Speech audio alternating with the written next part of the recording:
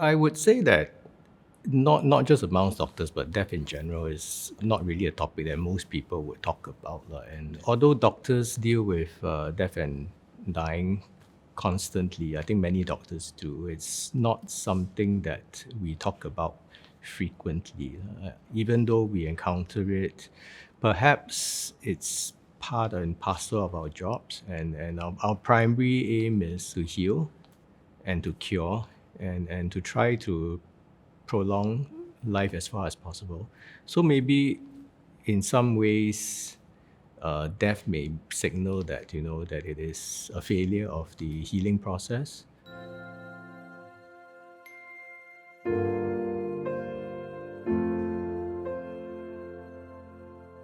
I think I was probably about 5 or 6, and my father's godfather passed away suddenly. I heard about the news, and there was this funeral that I wasn't permitted to go to because I was young, I was a child, and it was beyond my understanding, supposedly. I really wanted to go for the burial.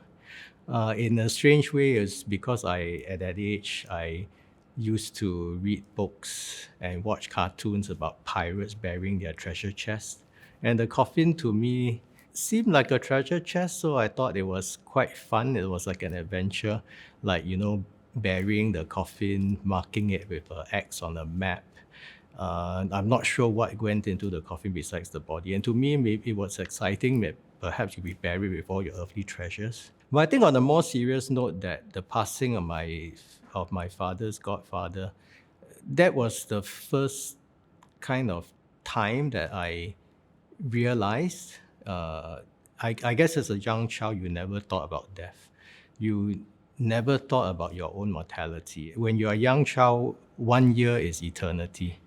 You can't even imagine the day that you'll be an adult, the day you grow old, and the day that you would eventually pass on. It was a sobering thought. I recall being quite terrified about the thought that one day I would cease to exist in this world, and then what would that process be? It was sobering, and I recall being a little bit terrified about the thought of death itself, as to what that process is and what would it mean to cease to exist. And that was a very sobering thought for me.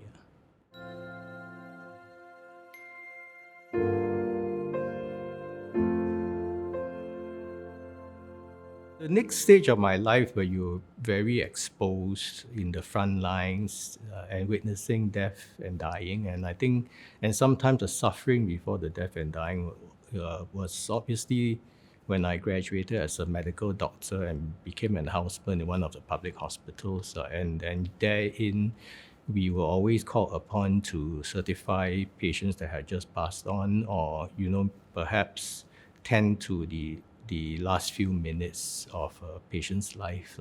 One particular death particularly struck a chord with me, and one that I would always remember. It was very early on, my first rotation, a surgical rotation. She was a young lady in her 30s, who had advanced, I believe, was nose and throat cancer, and a very advanced disease. She was essentially quite in the terminal stages of her life, and she was admitted to the hospital for some complications of her illness. Next to her hospital bed was a picture of the youthful patient. I think on water skis, very athletic, tan, looked really fit and healthy. And here she was, without hair because of chemotherapy. Her husband was with her that morning, late morning, and she developed severe pain, abdominal pain, and was crying out. And I think from her voice, from her screams and cries, and from the look of her eyes, it was really the look and cries of someone who knew she was dying. It had that element, that indescribable kind of voice, and I think she knew that she was dying. And in that moment, she gave out a moan and a scream, and her husband and her embraced on the bed. Lah. And I noticed that she passed out, black stools which are probably filled with old blood. And in that moment, she was in agony. Lah. But yet, husband and wife really shared this very tender moment of intimacy, as a kind of a shared moment together. Lah. And I don't know why at that point in time I asked the husband to just step aside so that we could screen her and evaluate her. And she essentially passed on within a minute or two. Lah. So on looking back, I guess I was just wondering whether was that the right thing to do, to deny them now of that last moment together. Yeah, the moment. Could she have actually given her last breath in the embrace of her husband, rather than going through that process of probably doing something that was very futile, not going to contribute to her living any longer or alleviating any symptoms, but more of a certification of her death. Yeah. So was it that crucial? And I guess that struck me as to, in the moment of your death, actually what really matters. What does dying well mean? Yeah, and what does the last few moments of your life, how can it actually be most meaningful to someone who is passing on? Yeah.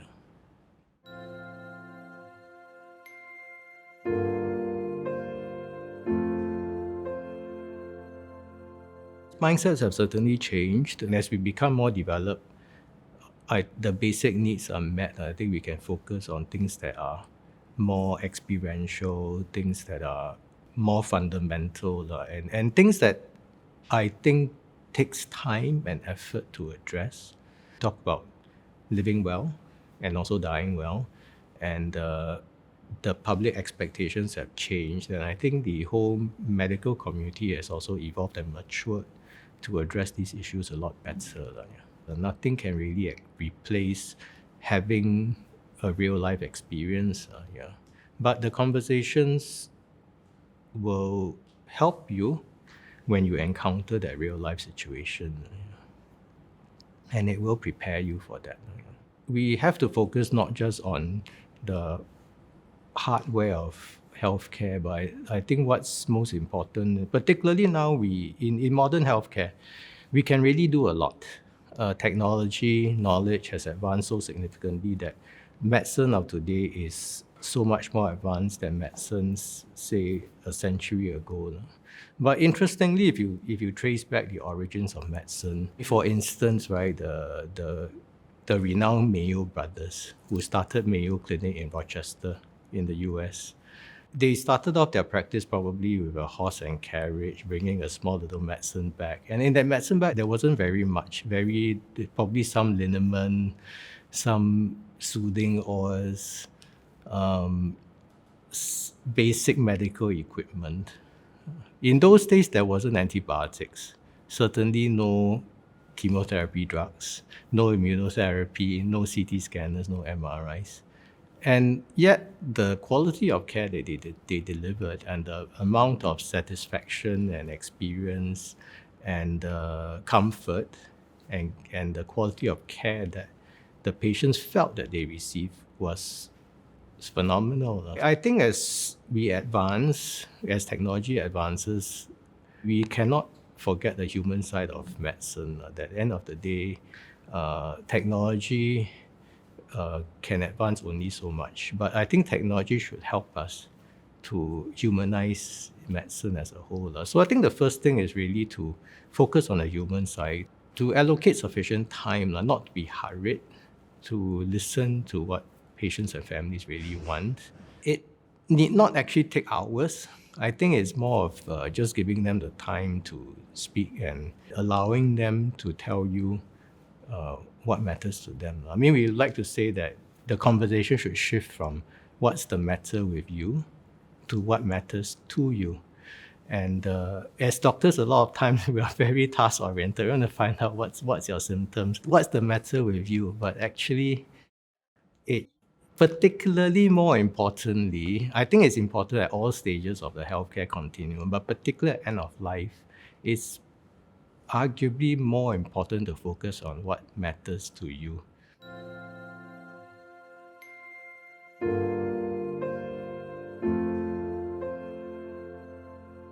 Humans, family members, caregivers generally don't like to feel hopeless and helpless. We always want to do something for people that we love.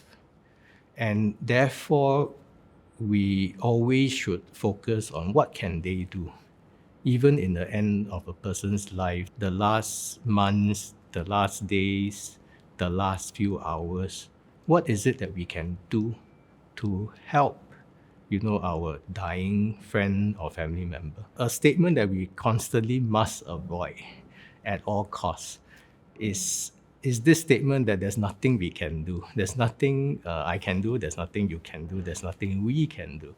I think that statement gives people that sense of hopelessness and helplessness, and we don't want to feel hopeless, we don't want to feel helpless. And the reality is, even at the end of someone's life, there is a lot that we can do. It's a shift from medical therapy to prolong life, and sometimes prolong life at all costs. It's a shift of strategy, it's a shift of emphasis from prolongation of life to giving someone quality of life. And what is quality of life? Quality of life is what matters to the patient. It's also what are some of the essential,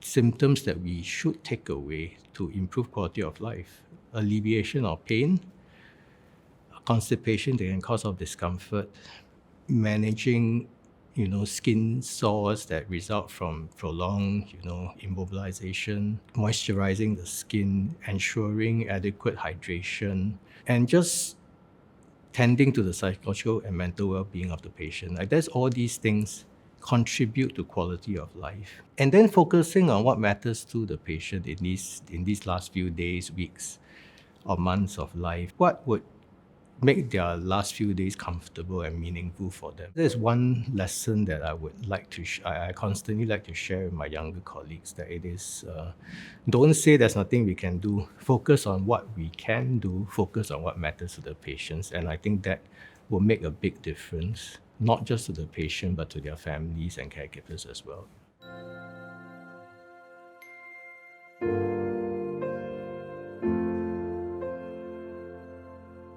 We are always told by our senior surgeons that a surgeon in training knows how to operate.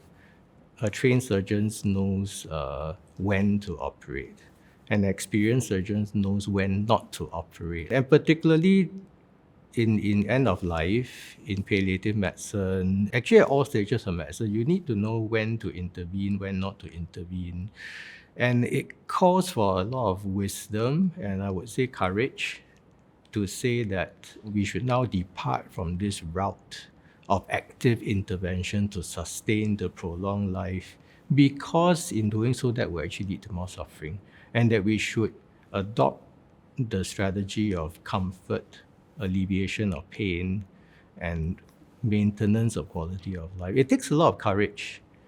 And I would say that it's a much more difficult thing to do than to say that I would do all things possible, particularly in the middle of the night. You have a tired young doctor, the patient comes in quite sick.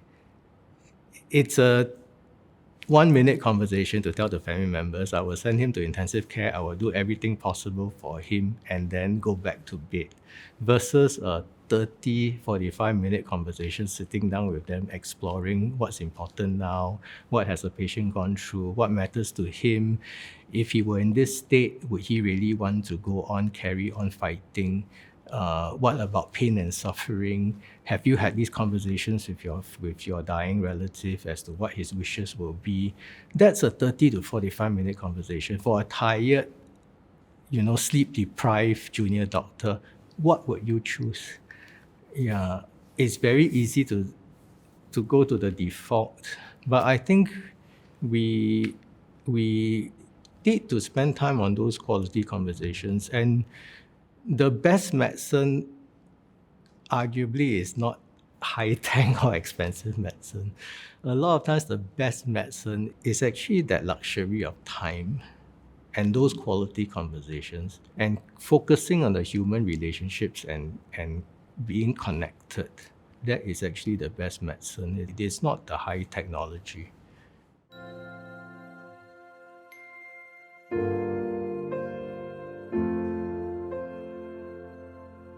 I would say that it unfortunately has affected the youngest healthcare workers, young doctors and nurses, allied health professionals, and even anyone that has entered healthcare at the time of the pandemic. It's quite unfortunate that the practice of medicine, the practice of nursing, it's pretty much like an apprenticeship, and there is a lot of mentoring, coaching, a lot of lessons that seniors impart to their juniors. And these young doctors haven't experienced what life as a doctor is and has been for decades. The kind of, maybe in a way, rituals that we have, the daily ward rounds, the coffee sessions after ward rounds, where the juniors normally take down the list of all the different orders of tea and coffee, and the most senior doctor's job is to pay for the coffee. It's a tradition, and it's kind of a signal that the seniors look out for the younger ones. It's an unspoken tradition that when you're on night duty, the registrar, who is the specialist in training on call, who is the most senior doctor staying in-house, will buy supper for the medical officers and the house officers. It's a tradition. And they would huddle, they would share a meal together. We always joke that your evaluation is actually not based on the quality of your work, but your ability to buy a sumptuous supper. Yeah. A house officer who can buy great supper is a good house officer. I guess there are a lot of these traditions, a lot of these rituals and customs that make us who we are. It creates that sense of community. It brings people together, better teamwork, camaraderie, the sense of brotherhood and sisterhood of being a community. And that, unfortunately, our young doctors and nurses who started their working lives in the pandemic have never experienced that. They have never experienced this sense of togetherness, that these experiences that bond us as a community. Yeah. I think that is the biggest cause of the pandemic to our young doctors. Yeah.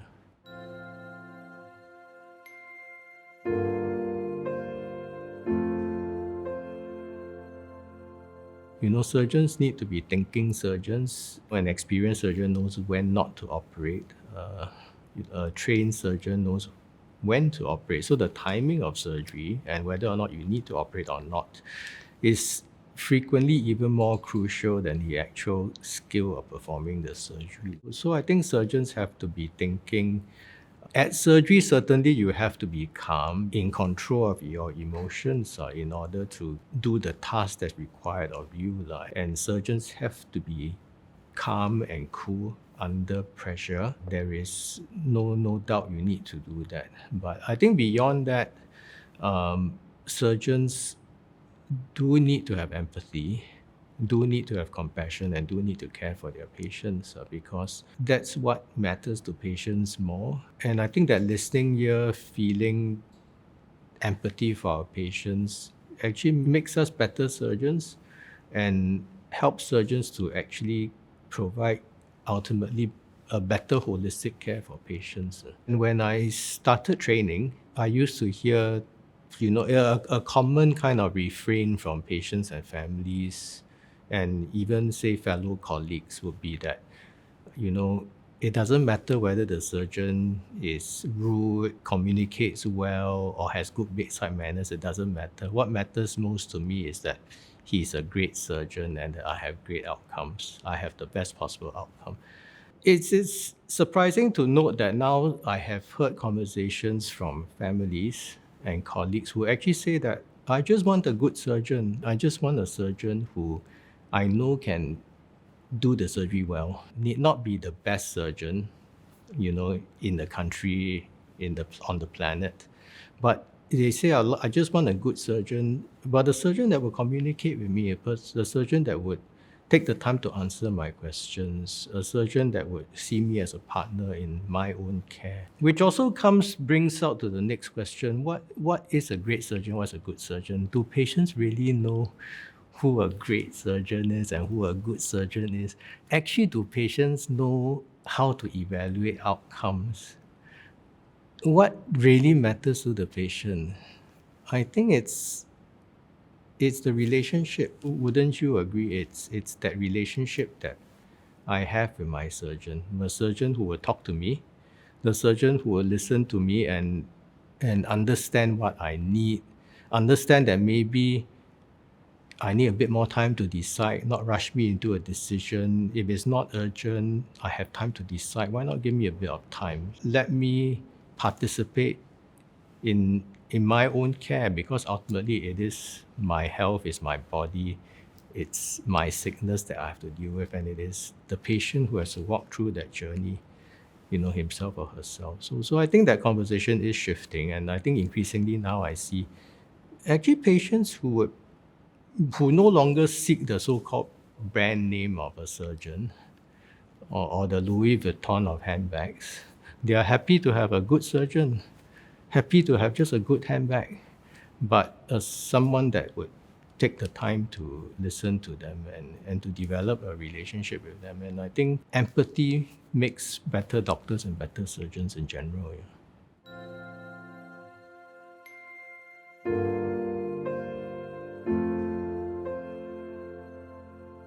The first course that I actually attended after I fully qualified as a neurosurgeon, after going through that whole 7-year residency process, was actually a course in palliative medicine at Dover Park Hospice. People were wondering why I was at the course. Yeah, I guess my fellow colleagues that attended the course was wondering what is a neurosurgeon doing here. Yeah. And I felt it was important. And my view of doctors in general is that we are all doctors first. We should all adopt the good practice of being what a good doctor is.